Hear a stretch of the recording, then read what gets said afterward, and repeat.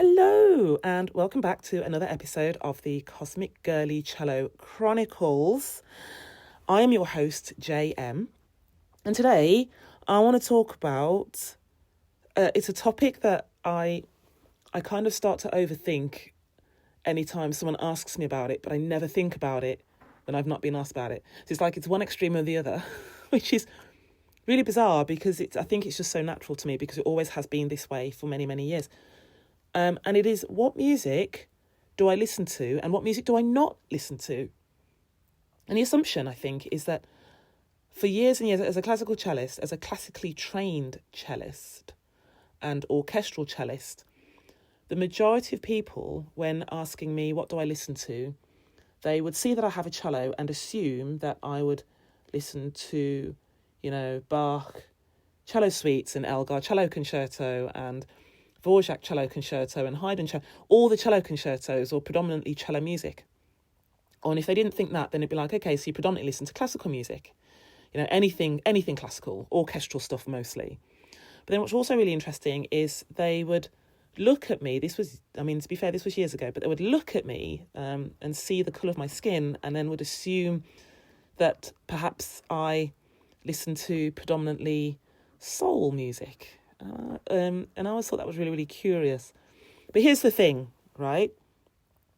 It's actually very, very rare for me to listen to classical music. I cannot remember the last time I sat down and listened to the Bach cello suites intentionally. I'm in a few Facebook groups, like cello-related Facebook groups, where a lot of the people will obviously post stuff relating to cello. So like they'll post someone performing a cello concerto or a cello suite or whatever, a cello sonata or something. More often than not, I'll just if it's something that I already know, I'll probably just keep scrolling. If it's something that I don't know, or if it's something quite contemporary, that's how I'll stop and listen. But if it's something that's, it's in the classical genre, chances are I'll keep scrolling. If I've already heard it, it's rare. It's very, very rare for me to stop. I do really like contemporary cello music, especially if it's, solo cello. There's, I'm going to do that thing now. I'm going to try and remember the names, and I can't remember the names because, I'm on the spot and I can't remember anything, and I'm going to start overthinking it. But for example, I do like things like the Benjamin Britten cello suites. Don't listen to them very often, once in a blue moon, but I will listen to them and sometimes have a play with them. The Ernest Bloch cello suites 1, 2 and 3. Suite 1 I really love. Again, don't listen to it very often. Gaspar Casado cello, he did cello sonata, which is really, really, really cool. I'll listen to that. I do really like that. It's very, very different to most classical music. There's a lot going on in there, which I just think is really, really cool. There's a cellist called Giovanni Salima, and he wrote a piece called Lamentatio, which is it's so cool. It's like you play and you have to sing along at the same time, which also reminds me of another piece. Oh, and it's just gone. It's just escaped my mind. Vasques, I think. And there's two suites. Is it Vasques or Vax? Vasques, I think. And there's two. It's a little sonata. Is it a sonata or is it even anything? There's two movements, and the second movement you have to play and sing, and the first movement is it's bonkers. I'll put the links in the show notes. It's absolutely crazy, but it's so cool. But chances are, if I'm listening to anything classical genre, it's contemporary, or it's relating to an orchestral concert that I might have coming up. On my Spotify, I have a playlist called Orchestral Studies, and on that I will update with anything coming up that I'm going to be performing in the very near future. It's orchestral stuff. So I'll find the tracks, add them to the playlist, have a listen, and I'm usually gauging, do I need the music in advance? Can I sight read this on the day? If I'm principal, then okay, what do I need to know as principal cellist?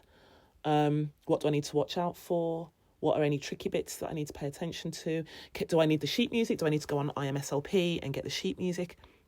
So it's kind of more from a preparatory point of view rather than I want to, oh, excuse me, rather than I want to sit and listen to classical music kind of thing. I don't do it very often, but I suppose if I am listening to if I am listening to classical music, it may well be like outside of orchestral studies. It may well be because of something I've shared with my kiddos, or something that they've heard that they want to listen to, or it's a soundtrack that I'm hearing on a TV show or a movie. So maybe TV and cinematic soundtracks, which I really, really like. Aside from that, classical music does not feature very highly on my listening radar. What I am listening to, most likely, is everything else except country and western. If there's one thing I just can't do, it's country and western. It hurts. I'm really sorry, country and western fans and creators. I'm just not a fan. I'm just not a fan. But that's okay, because, we're all allowed to like different things. It's absolutely fine. What I do love is so yesterday, while I was cooking steaks in the kitchen for me and my boys, was listening to the Fugees album, The Score. Love that album. It's an long time favourite. Will sometimes binge it several times on the trot. Really, really love that. I really love 90s and noughties, old school garage and R&B. Love, love, love, love. Yeah, you know, your typical stuff like your Craig David, KP and Envy, DJ Luck and MC Neat. It's just so old school. It's, what's it, not even Shaka Dimmers and Pliers. Maybe Shaka Dimmers and Pliers sometimes. But just, some of the really old school garage. I loved the UK garage scene. I always thought that was amazing. Loved that. I am a big fan of drum and bass. I do like a bit of drum and bass. I don't know why, but it is just the most satisfying to listen to, just on repeat if I'm driving. And off the back of that, let me think, drum and bass. And then also, when I was crazy into hula hooping, loved dubstep. Oh my God, loved dubstep. Still do listen to quite a lot of dubstep. Actually, no, not so much now, but will still pick up my dubstep playlist and binge that because it's just really, really cool. I have recently gotten into piano. By the way, if you hear noises in the background, it's because I'm, I suppose, am I stimming? I don't know. Just the restlessness of my hands want to do something, so I'm playing with the carpet. So love cinematic soundtracks.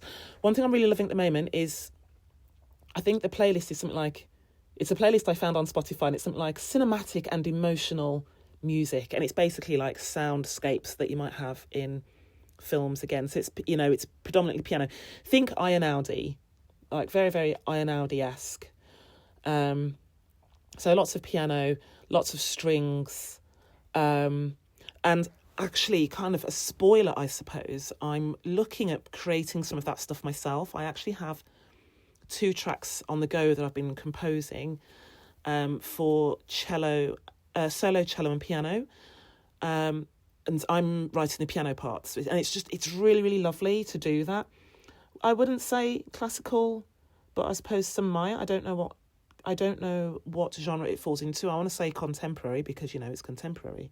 I'm not writing in a particularly classical style, but if you do think Einaudi or think soundtrack to Amelie, I love that film. It's so great. So, so, so great.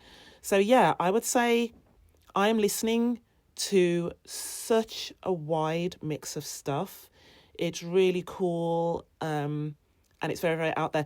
I couldn't let go of indie, like, I don't want to say indie love songs, but certainly like indie and acoustic covers and romantic tracks. I loved those for a really long time. They were very, very cool.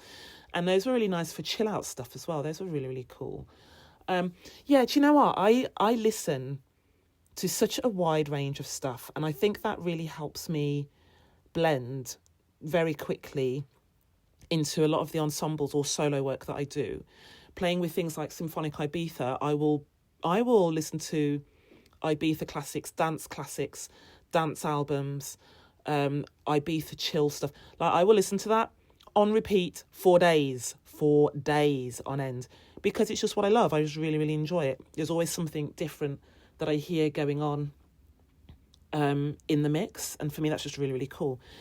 So yeah, I listened to what you probably didn't think I listened to. That made more sense in my head, but yeah. So yeah, if you are a classically trained musician, I would love to know, what do you listen to? What is on your Spotify playlist? I'll put some of mine in the show notes, and you can have a look and see what else I'm listening to. I'll try and link the playlist so you can go and find them on Spotify. But yeah, I'd love to know what you're listening to as well. If you're a classically trained musician, are you predominantly listening to classical music, or are you listening to stuff that suits the genre that you perform in, perhaps, which is what I'm doing, which is just a mixture of everything and anything. So yeah, I'd love to know. If you have enjoyed today's episode, thank you. I'm really glad you did. Please do leave a like or a comment. If you love today's episode, please subscribe or hit the follow button, depending on where you're listening, whether it's Spotify. Where am I? Spotify, Amazon, YouTube, something else, Apple Podcasts, I think, or if you listen on the website. Give me a follow, a subscribe, a like. It all really, really helps. And I'm not going to lie, I do like looking at the statistics because it's oddly rewarding. I check the statistics like once a month and it's a real feel good. Anyway, I will see you guys on the next episode. Thank you so much, and I'll catch you later. Bye.